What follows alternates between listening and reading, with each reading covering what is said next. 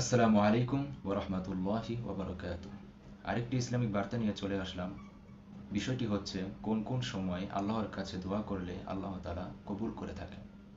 আল্লাহ তাআলা সবসময় দোয়া করলে কবুল করে থাকেন, কিন্তু এর বিশেষ সময় আছে যে সময় দোয়া করলে আল্লাহ তাআলা সাথে সাথে কবুল করে থাকেন। চলুন জেনে নিই।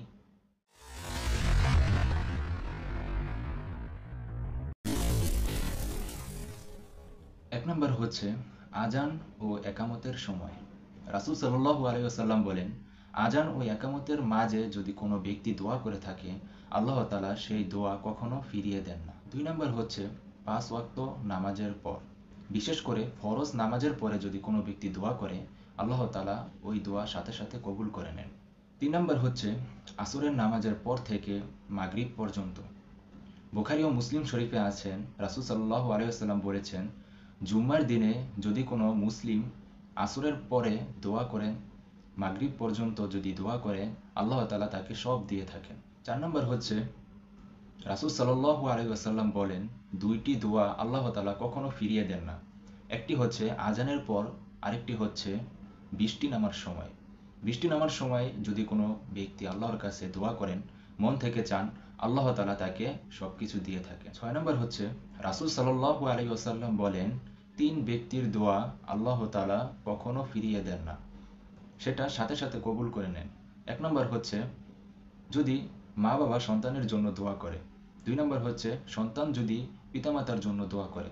৩ নম্বর হচ্ছে মুসাফির যদি দোয়া করে। ৭ নম্বর হচ্ছে মজলুমের দোয়া। যদি কারো উপর অত্যাচার করা হয়, জুলুম করা হয়, সে হচ্ছে মজলুম। রাসূল সাল্লাল্লাহু আলাইহি ওয়াসাল্লাম বলেন, মজলুমের দোয়ার মাঝে আর আল্লাহর মাঝে কোনো পর্দা থাকে না। ৮ নম্বর হচ্ছে লাইলাতুল কদর। লাইলাতুল কদরের রাতে এটি এমন একটি গুরুত্বপূর্ণ রাত, যে রাতে যদি কোনো ব্যক্তি কোনো কিছু চায় আল্লাহর কাছে, সেটা সাথে সাথে কবুল করা হয়। পরিশেষে বলতে চাই, তাহাজ্জুদের সময় এটি দোয়া কবুলের একটি গুরুত্বপূর্ণ সময়। তাহাজ্জুদের সময় যদি কোনো ব্যক্তি দোয়া করে, আল্লাহ তাআলা তার সাথে সাথে কবুল করে নেন। আল্লাহ তাআলা তাহাজ্জুদের সময় এই মধ্যম রাতে প্রথম আসমানে চলে আসেন এবং বান্দাদেরকে ডাকতে থাকেন, কেউ কি আছো আমার কাছে মাফ চাইবে, আমি তাকে মাফ করে দিব। কেউ কি আছো আমার কাছে রিজিক চাইবে, আমি তাকে রিজিক দান করব। কেউ কি আছো আমার কাছে সাহায্য চাইবে, আমি তাকে সাহায্য করব। আল্লাহ তাআলা আমাদেরকে ডেকে ডেকে আমাদের কাছে বলতে থাকেন, তোমরা আমার কাছে যত বেশি চাইবে আমি ততই খুশি হব। বলেন সুবহানাল্লাহ। সকলেই ভালো থাকবেন, সুস্থ থাকবেন। আসসালামু আলাইকুম।